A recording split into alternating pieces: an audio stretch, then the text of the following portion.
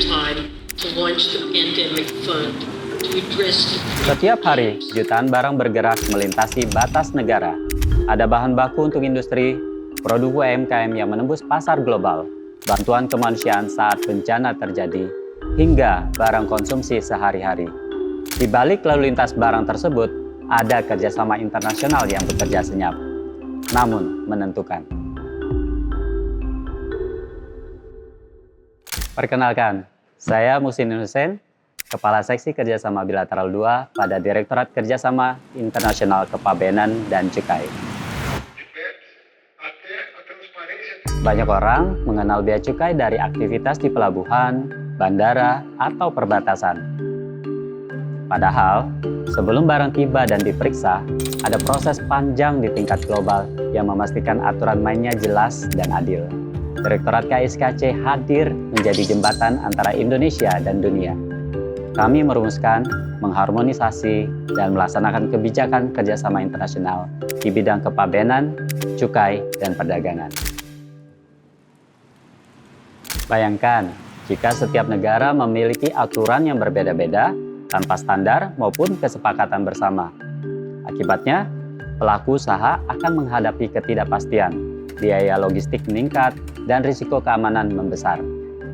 Namun, kerjasama internasional hadir untuk menjaga keseimbangan antara kelancaran arus barang dan perlindungan negara.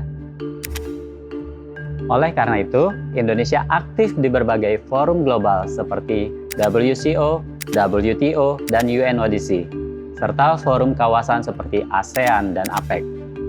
Indonesia tidak hanya hadir, tetapi aktif menyusun standar dan kesepakatan yang memengaruhi sistem perdagangan dunia. Kerjasama juga diperkuat melalui perjanjian bilateral seperti CME, CCA, dan berbagai nota kesepahaman dengan negara mitra untuk mencegah dan menindak kejahatan lintas negara seperti penyelundupan, manipulasi nilai pabean, hingga pengedaran narkoba. Selain itu, perjanjian perdagangan bebas seperti ASEAN-China FTA dan A3 terbukti membantu meningkatkan efisiensi biaya produksi, ekspor, dan investasi melalui penurunan tarif, penyederhanaan prosedur kepabeanan, dan pengelolaan ketentuan asal barang. Manfaat kerjasama internasional tidak berhenti pada angka perdagangan. Prosedur yang harmonis memberikan kepastian bagi dunia usaha, yang pada gilirannya akan memperkuat daya saing nasional untuk terlibat dalam rantai pasok global dan menarik investasi asing hingga membuka peluang kerja. Logistik yang efisien juga menekan biaya, membuat masyarakat mendapat lebih banyak pilihan barang, dan industri memperoleh bahan baku serta barang modal yang lebih murah dan kompetitif. Di samping itu, kerjasama internasional juga membuka ruang pertukaran data intelijen untuk melindungi masyarakat dari ancaman penyelundupan barang ilegal dan berbahaya. Karena kejahatan terorganisasi lintas negara juga harus dihadapi dengan kolaborasi antar negara. When I think about what the WCO does, it really is about bringing together the best ideas and putting them in a form that's more easily used by administrations. Pengalaman di forum internasional seringkali membuka mata tentang pentingnya kolaborasi global. Salah satu pengalaman yang paling berkesan bagi saya adalah menjadi bagian dari delegasi Indonesia pada Policy Commission dan Customs Cooperation Council Session di kantor pusat WCO Belgia pada tahun 2022. Saat itu, Indonesia dipercaya sebagai Vice Chair Asia Pacific Region. Dalam forum tersebut, isu COVID-19 Action Plan, Green Customs, data strategi, hingga digitalisasi kepabeanan dibahas bersama. It takes partnership, and part of that partnership is customs to customs cooperation, which happens a lot more easily when there's a common understanding. Aspek komunikasi menjadi tantangan tersendiri. Di ruang-ruang negosiasi, bahasa diplomasi digunakan untuk menjembatani perbedaan prioritas antar negara.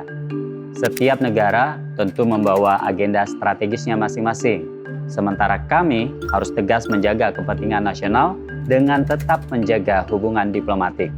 Pada akhirnya, negosiasi seringkali membutuhkan keseimbangan antara prinsip dan fleksibilitas. Selain itu, di dalam negeri, Isu kepabeanan dan cukai kerap berkaitan dengan sektor lain, sehingga koordinasi lintas kementerian dan lembaga juga menjadi kunci agar Indonesia berbicara dengan satu suara.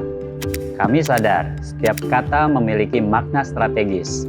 Pemahaman substansi teknis harus berjalan beriringan dengan kemampuan komunikasi yang baik, kecakapan diplomasi, dan penguasaan bahasa asing.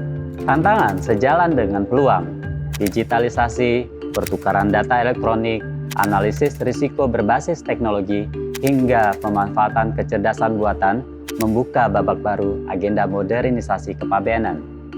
Melalui kolaborasi global, Indonesia dapat mengadopsi praktik terbaik dalam pelayanan maupun pengawasan di bidang kepabeanan dan cukai. Hasilnya nyata. Sepanjang tahun 2025, melalui kerjasama intelijen dan operasi bersama negara mitra, Bea Cukai berhasil menindak ratusan kilogram narkoba dan jutaan batang rokok ilegal. Program EIO juga telah memperoleh manfaat timbal balik dengan Korea Selatan, Hong Kong, Uni Emirat Arab, Australia, dan Jepang melalui kemudahan prosedur yang diterima pelaku usaha Indonesia di negara mitra. Pada akhirnya, semua upaya ini bermuara pada satu tujuan, melindungi masyarakat dan mendukung perekonomian nasional. Ketika penyelundupan barang ilegal berhasil dicegah, masyarakat terlindungi. Ketika iklim usaha sehat, lapangan pekerjaan terbuka.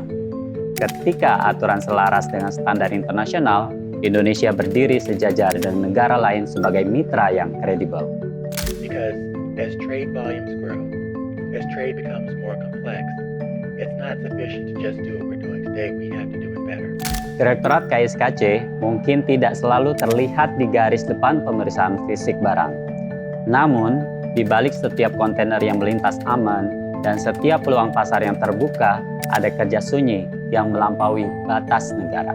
Kerjasama internasional bukan tentang panggung global, melainkan tentang memastikan bahwa sistem perdagangan dunia bekerja sejalan dengan kepentingan nasional. Demi manfaat yang kembali ke rumah, untuk tanah air Indonesia.